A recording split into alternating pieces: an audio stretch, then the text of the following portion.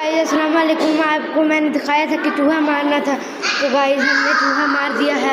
ये देखिए मेरा भाई है, पीछे मेरी बहन है। ये देखिए चूहा भाई लेटा हुआ है, तो आप लोगों ने देखा होगा कितना गंदा है।